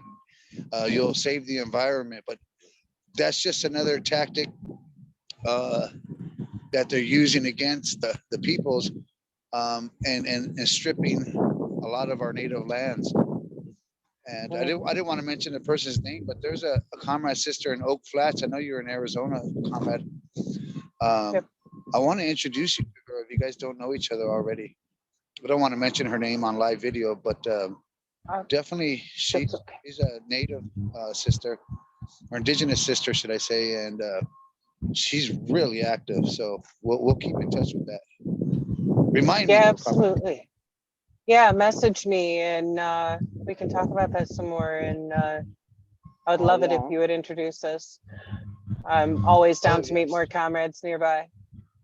Hell yeah. Exactly, because there's a lot that we need to work on in all our states, but Arizona has a lot of things going on there too. Yeah. And you were talking about, in 10 years we'll be doomed. Look at, you're sweating right now. Look at the heat waves that are going on. Look at all our coral reefs that are getting lost. Look at all our ice in the north, all our glaciers being melted. Like, we are already in trouble. And in 10 years, it probably will be too late. So when we're thinking about making revolutionary change for the future, we need to get on the ball because we're kind of running out of time. And that's all I wanted to say. 100%. We really are. It's one of those things that's absolutely frightening looking at, like, even 50, 60 years ago, the average temperatures out here in Arizona, for example, were in the low 90s and at the Wow. peak of summer. And at this point, okay, like Phoenix's typical summer peaks are like 115 to 120. I'm not even in the city. I'm about an hour outside of Phoenix in a more rural area that isn't so much of a fucking cement complex. And here our peaks have been 114, 115. We just had over 30 days straight of 110 plus temperatures. Got a break for a couple of days because the monsoon rains started hitting. And so it cooled off to like the low hundreds. And now it's back to where we're in these dangerous heat warnings and stuff because it's going back up over 110 again. Arizona is not uncommon to be hot. Okay, all that. But extremely for, like you said, 30 days plus, but that has happened across the nation in states where it's never happened. Right. So we really got to pay attention to that. That's all.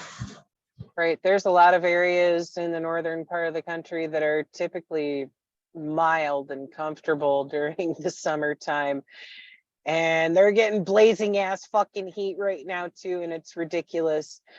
I mean, the level of ignorance really gets me too, because I'm trying to remember the name of the area now. Just hit another like record for, the entirety of, time where we have been keeping track of environmental temperatures. Death Valley, they hit like 135. The last time a record had been set was, I think the 70s or some shit, that they had set a record of like 132 or 133. And a couple of weeks ago, it was at 135. And I literally was like, and face palmed when I saw the photos of the park rangers standing in front of the thermometer, like, check it out, it's fucking cool, man. It's 135. Look, we set a record. And it's like, what the fuck is wrong with you? That's not something to celebrate. The world is on fire. What are you happy and smiling about in these pictures? The fucking world is Yo, on fire. you know, it's wild to me, like, you know, like like, you know, like we oftentimes joke about it, but the U.S. is so synonymous with it, but U.S. propaganda and U.S. fucking central and U.S. Exceptionalism, white supremacist bullshit is so tied to the U.S. being quote unquote number one at supposedly quote unquote everything, that even the U.S. being number one in bad shit is fucking praised. Like, that's just fucking wild to me. Also, I just searched it up. So literally go to anyone who lives in a coastal town, a coastal city, a coastal neighborhood, and go to an elder and tell them how it was 15, 20, 30 years ago, and they'll tell you the water level was way low than it is now. I just searched it up. Under the best case scenario, sea levels would rise by 7 inches by century's end. Big Pine Key would lose 1,840 acres to the ocean, with property losses as high as 40 million. Under the worst case scenario, sea levels would rise 4.6 feet, eating away 96% of the key, with property losses of 1.6 billion. Like it's fucking scary. Like literally in like 3 years, hell, not even 3 years, in like a year or 2 years, the keys are gonna be mostly gone. Like, it's fucking scary. If we don't get our shit together, yeah. Sadly, the only reason that most of the islands in the Keys are still there is because they regularly truck sand out to rebuild the beaches because of the erosion being so high. I lived in Key West for a while, and that was just a regular thing of here comes the trucks to put some sand back on the beach so we still have a fucking beach. And that's a big part of it. That also comes back to people not conceptualizing and realizing like the full effect of their actions, that it's not just air temperatures going up, it's ocean temperatures going up. And right now we're not just melting the ice caps from above with hot air, we're melting it from below because our actions have caused average ocean temperatures to go up so fucking much that in areas at like the North Pole and South Pole, we have warm water currents coming from waters further south that are going up there and being carried underneath the fjords and melting the fucking ice from underneath too. So what the hell do we expect to happen except for the ocean levels to keep fucking rising if we're not doing anything about the sheer amount of carbon we are putting into the atmosphere? That's not just raising the air temperature, it's raising the water temperatures. For fuck's sake, the ocean has heated up so much that Rob Quarters out in Rhode Island, Minister Rob, yeah, he was telling me that there was fucking dolphins out there in like May. The water should still be way too fucking cold at that point. It's one thing in like late August, early September for the water to be warm enough for some dolphins and other tropical sea life to make their way that far north. It is fucking unheard of in May and June. Okay, they already in June hit water temperatures that they normally do not expect until September. So just imagine how fucking hot that water's gonna be in September when it hits its peak. And that's just one example. You know, there's so much shit like this going on that people are throwing their fucking blinders on of like, apathy of it's not affecting them yet. So why should they pay attention? Why should they care? It's like, well, I mean, if you want to live more than 10 years and you want your kids to be able to live and to ever have grandkids, maybe you should start to care. Maybe we, Yep. need to put a fucking stop to the military industrial complex and all these fucking multi fucking trillion-dollar corporations that are producing the majority of the pollution on this planet and absolutely fucking destroying it because Yep. they're murdering our home. Also, Comrade Joe, thank you for intermittently kicking your camera on and showing us the natural beauty out there. It's fucking gorgeous. It is very Absolutely fucking beautiful. gorgeous. Very beautiful. Man, you know, um, I always find it funny whenever I see old fucks, whenever I see fucking boomers, saying, "Well, why should I care about climate change? I'm gonna be dead." Like, yeah, you may be fucking old, but I'm willing to bet you're still gonna be alive for 10 years. So, if you care about your grandkids or your community or just life on fucking Earth like a decent human fucking being, you should give a fuck regardless if you're gonna die in the next fucking 5 hours. Right. Like, goddamn. Well, I mean, I'll also give credit where credit is due is that boomers started raising the red flags about the environmental issues back in the 60s, and they too got fucking ignored. People have been warning about climate change for decades.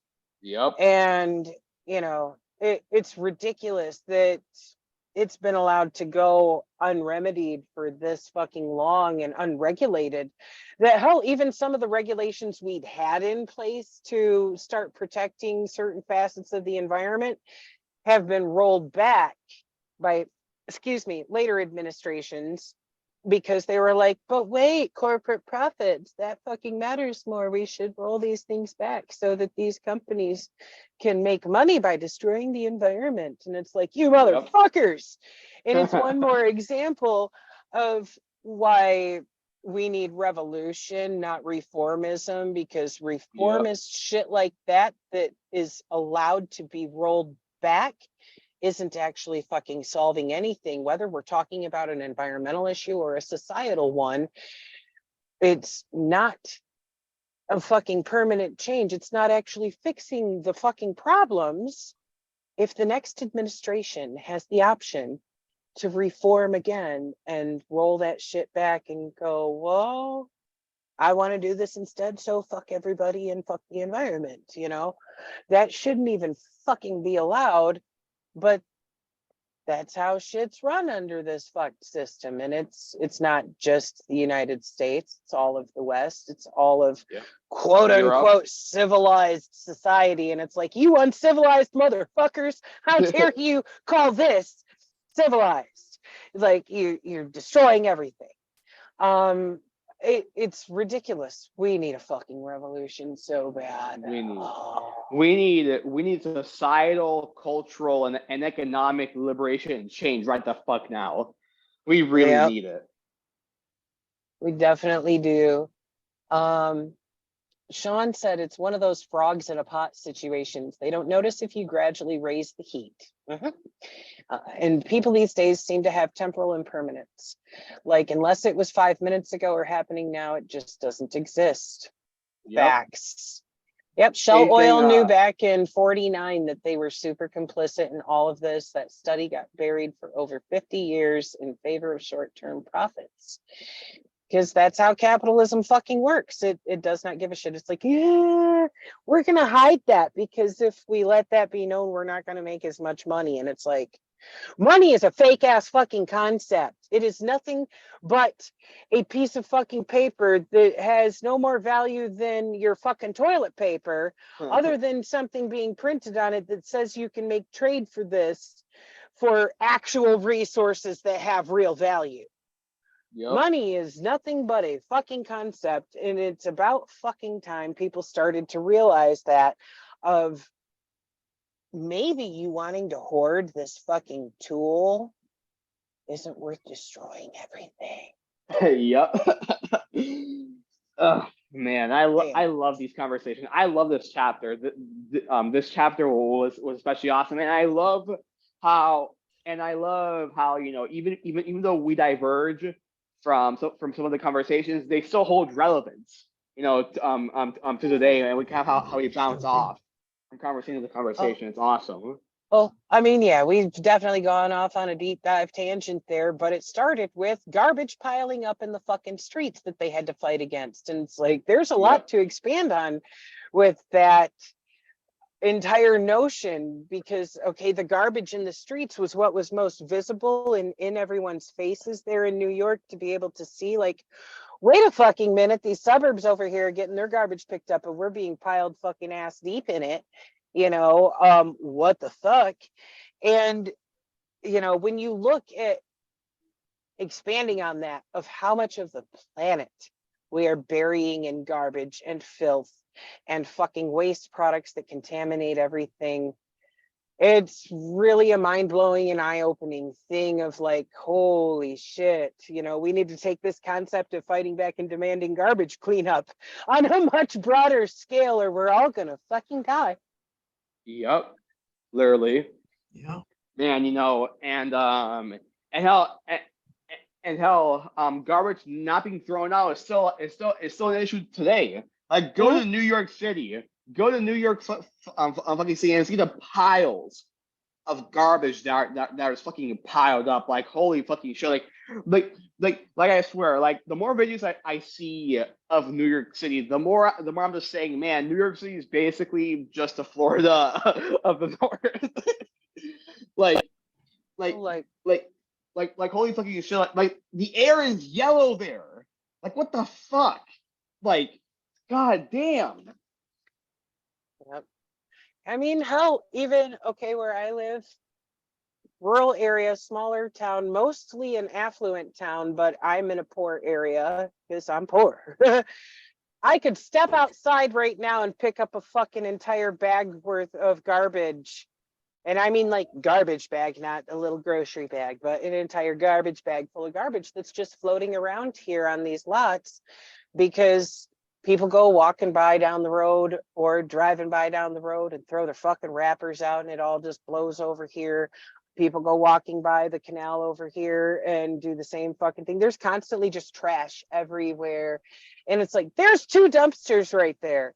So, you know, even in cases like this, where there is clearly an access point to throw your fucking garbage away, people aren't doing it. They're just throwing it around on the ground around them. And it pisses me off. I'm like, come on now, do you not even give a shit about your own fucking immediate surroundings, you know? Yep. And so many people don't, because they don't give a fuck. They either don't know or don't care how all of these plastics that they're throwing out and stuff are impacting the environment. And, you know, it's harming the wildlife, it's harming the soil, the whole fucking 9 yards.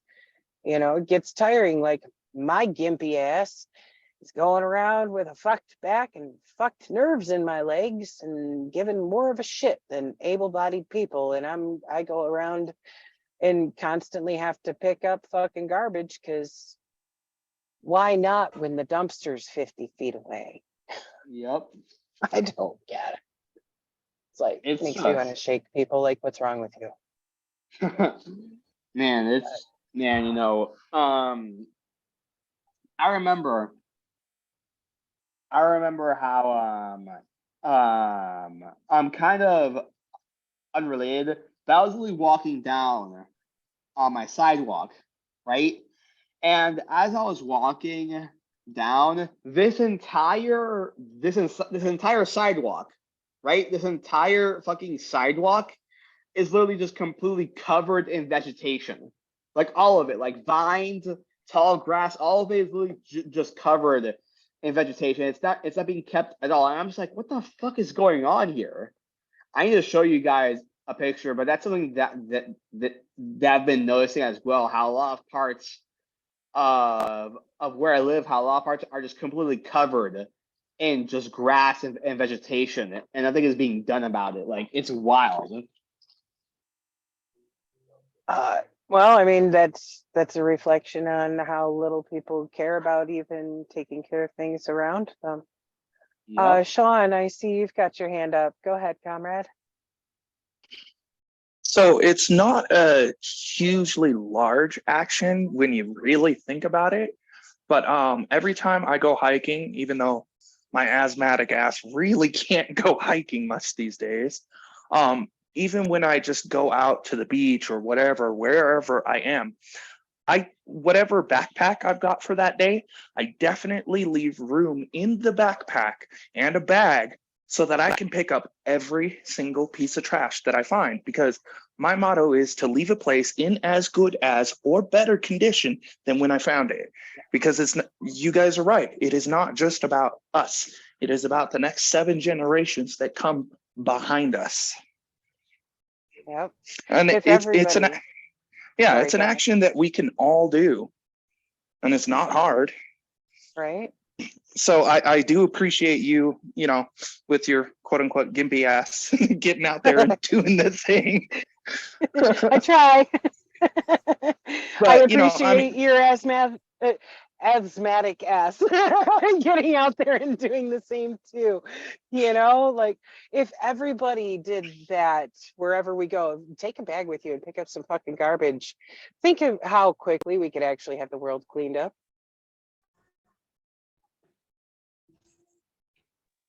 my And how biggest the thing, community's cleaned up. my biggest thing right now is I've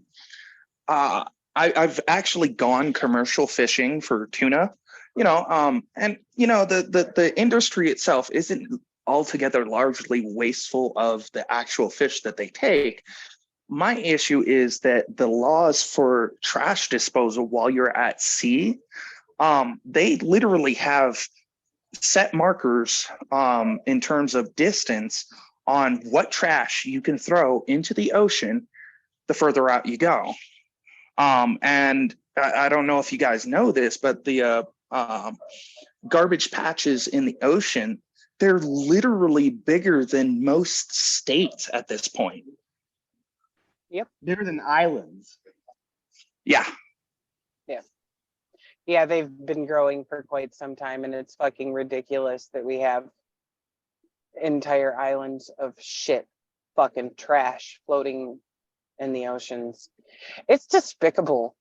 It's absolutely fucking despicable. The shit that we are doing to the ocean's life with that is so fucked up. I've seen some really heartbreaking pictures of, turtles who got caught up in the soda rings that, hold the cans together, things like that, that it's like, wait a minute. I was like 8 when one of my teachers at school showed me how to cut the rings and make sure that, if that ever did end up going into a body of water, that birds and turtles and stuff wouldn't get trapped in those fucking rings.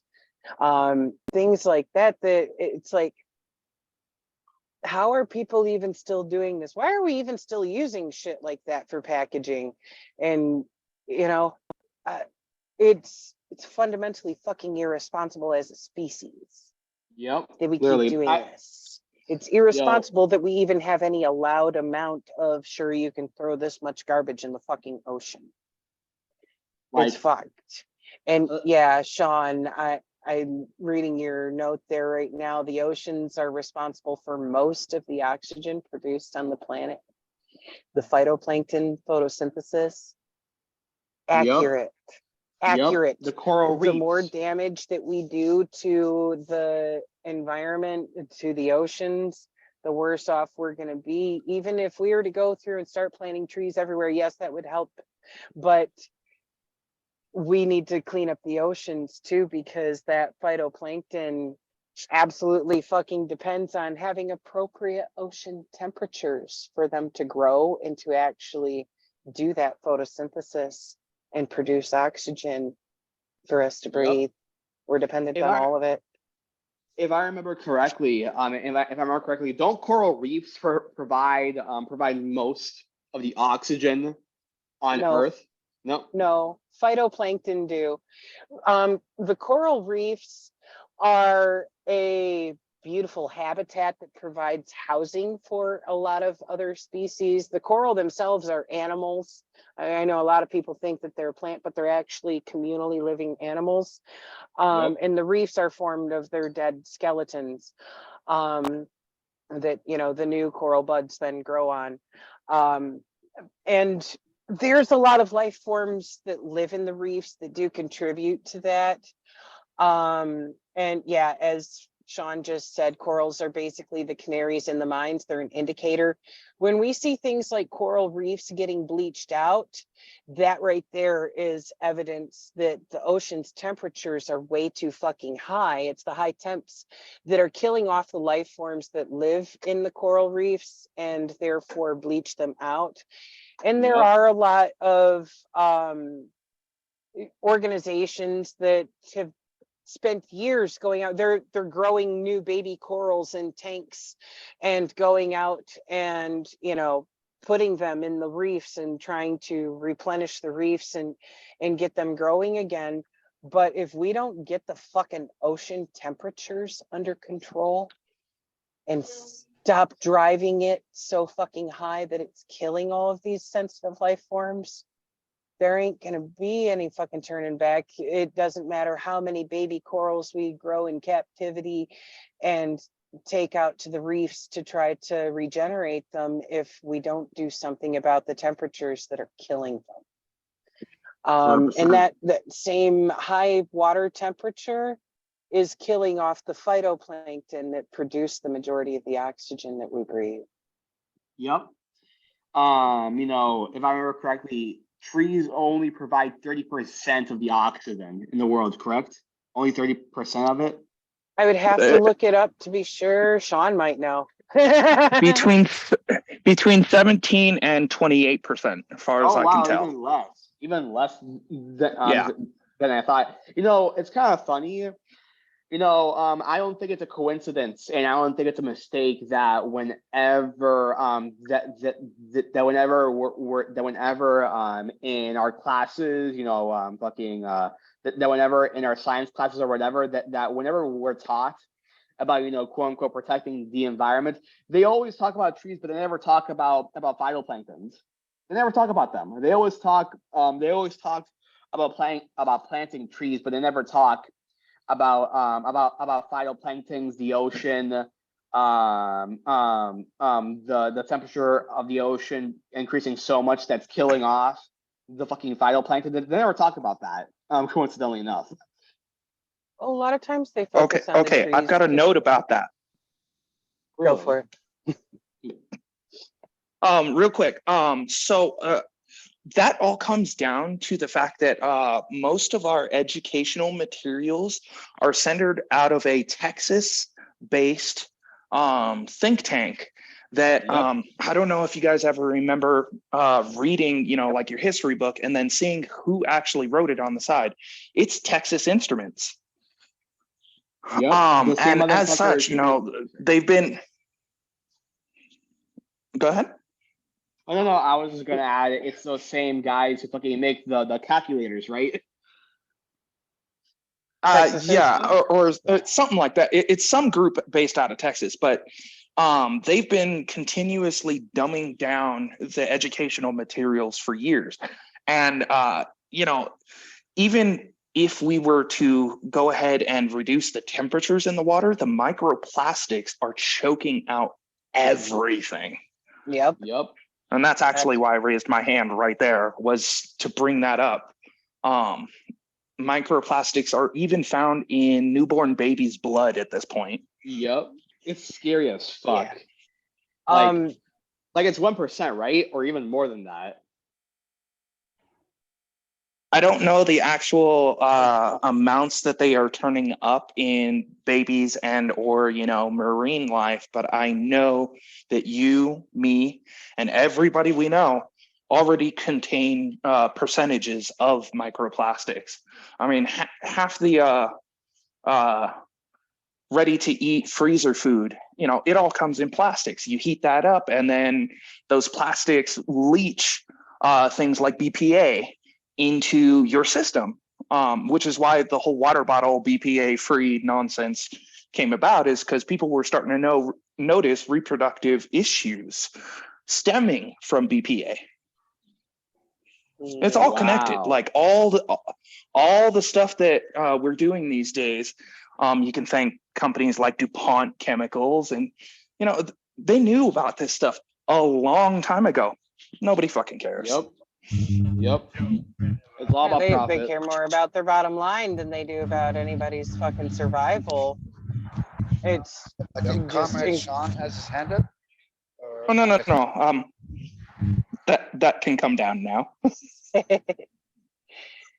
but yeah, you make a very valid point there about the microplastics. That's something, even okay, like not just babies currently being born, but for the last couple decades, because that's a common problem that we've started seeing years ago in babies of Gen Z being born and having microplastics in their brains.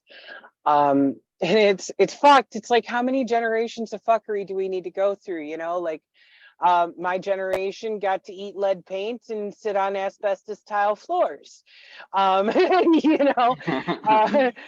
if we can keep going back one generation at a time and identifying some really fucked things that were just being used in common household items that really fucked up our functionality. And you got to keep in mind like how sensitive certain tissues like the brain are to being damaged by shit like that. And for fuck's sake, we need to get our shit together. It's not okay to go, oh, well, we did something about this contaminant, but we're still going to use these other fucking 3,749.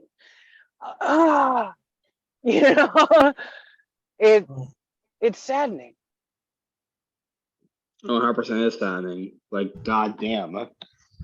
I searched up about the microplastics as well. I also found this study as well. I don't know if it has to do. I don't know if it's negative or if it has any significance. But scientists have been seeing that babies and newer generations are getting colder.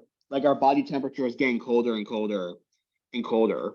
Which I find it interesting. I don't know if it has anything to do with anything, but I just thought I should mention that as well. It's got to be some kind of acclimation to environment issue there for survival. But it would definitely take a lot more looking into. Comrade Joe, I see you've got your hand up. Yes, thank you guys. I'm sorry I was traveling in the car, so I couldn't really talk, but I got to show you the scenery, what it was from here to the store to get some cigarettes. It was beautiful. But yeah. of course, let us not throw our cigarette butts on the floor. But being right here next to the ocean, one of the things that are affecting a lot of the wildlife in the ocean are plastics, like you guys are mentioning. Whether it be straws or plastic bags, or they don't have they got rid of the 6-packs, the little plastics that used to hold most of the 6-packs. I know they still have some of them, but it's too, we can limit our consumerism and buy what we need, not just out of greed, and become more self-sufficient, plant our own community gardens, plant our own home gardens. When we buy stuff in the stores, try to be recognizing of the packages and recycle. That's one of the things we can, and shop local, like Sean's saying, shop local, and especially within our peoples, like even the Black Panther says, well, buy from the black, from the black communities. The indigenous people say, buy from the indigenous communities. Or even the raza say, buy from local raza. So keeping it within local stuff like that. And because Walmart has done a good job of wiping out a lot of the mom and pop stores. And I just really wanted to bring that into, like, let's just really, we can all do a little part by cutting down on the waste that we utilize in our shopping. And that's all. Yep. 100%. There's a lot of stuff that we can reuse too, instead of throwing away, you know, like there's a lot of stuff as far as, you know, containers that you buy pasta salad or whatever, and wash that shit out and reuse it till it's falling the fuck apart. Don't just throw that shit in the garbage, you know, to go fill up a fucking landfill. You know, reuse it until it's no longer usable and then send it to recycling. Yeah, that reminds me, when we were kids, we always drank our Kool-Aid out of old mayonnaise jars. Yeah. Yo, I just searched this up because like, I remember hearing this, and then you're absolutely correct. Check this out. The study shows that modern day men have a body temperature of 0.58 Celsius lower than our 19th century counterparts, while women are 2.32 Celsius lower. This decrease has been attributed to quote unquote changes in our environment over the past 200 years, which have in turn driven psychological changes. And this study also says that after analyzing the data, they found that the average American body temperature has decreased by about 1 degree Fahrenheit since the Industrial Revolution. Wow, I wonder why. I sure do wonder why. Our bodies are trying to keep themselves cooler to adjust for the environment getting that much warmer. Yep. Acclimating. I think it's called acclimating. Yep, Yeah, it acclimate. is. Yep, acclimation to environment. Like shit, like shit. If our bodies are colder in the US, I can't imagine how colder they are in people who live in what's it called again, in the that part in the middle of the in the what's that part called again, in the middle of the earth, where it's mostly hot? The tropics.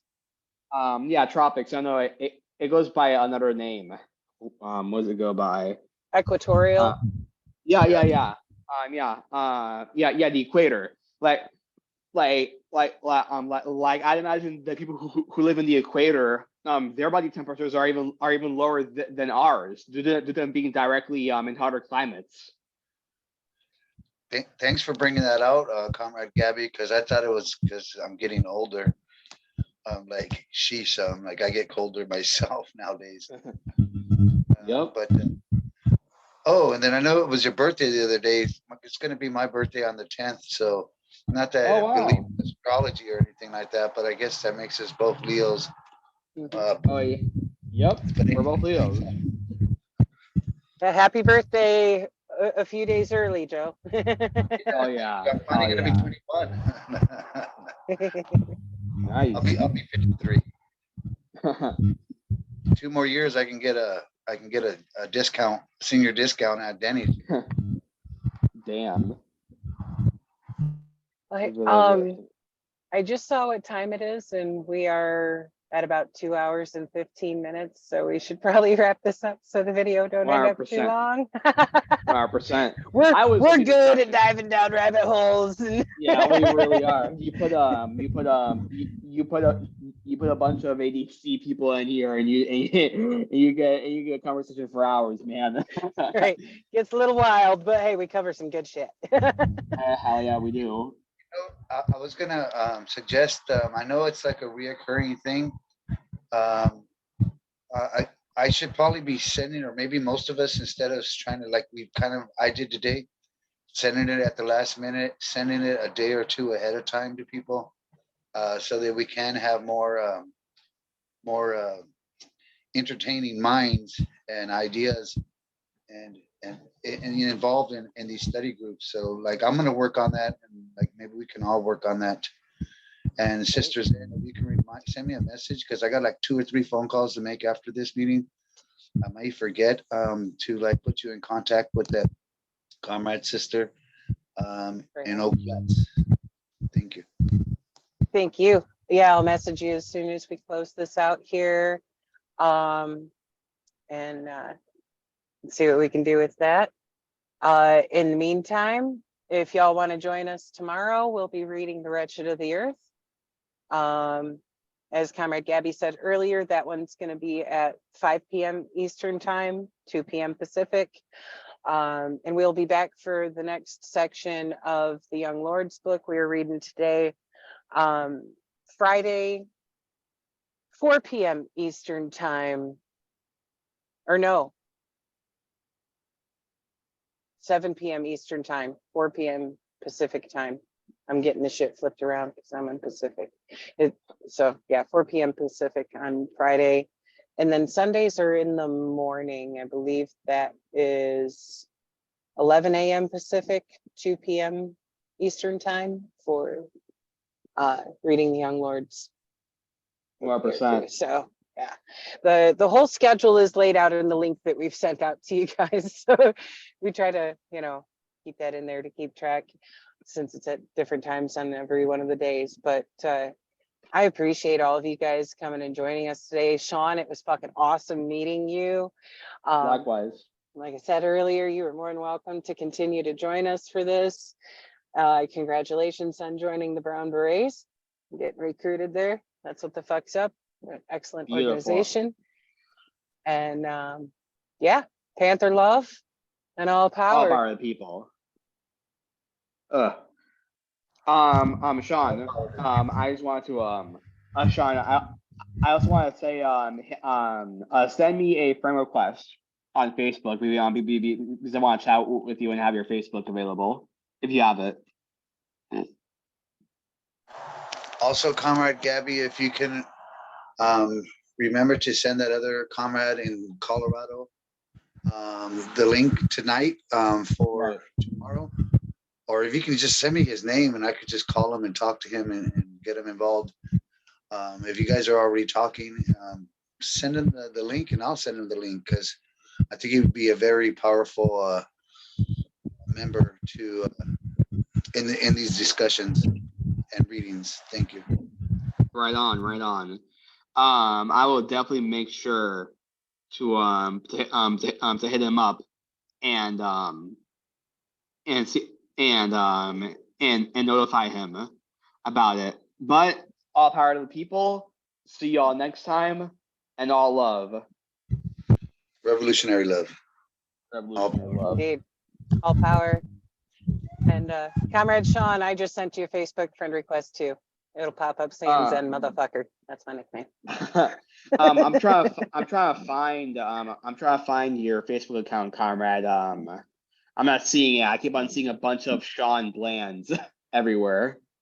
It is hyper important that you actually spell it with all 6 letters. There's about 6 people with my exact spelling on my first name. Hang on a sec. Let me just grab the link or type it up. Hang on a sec.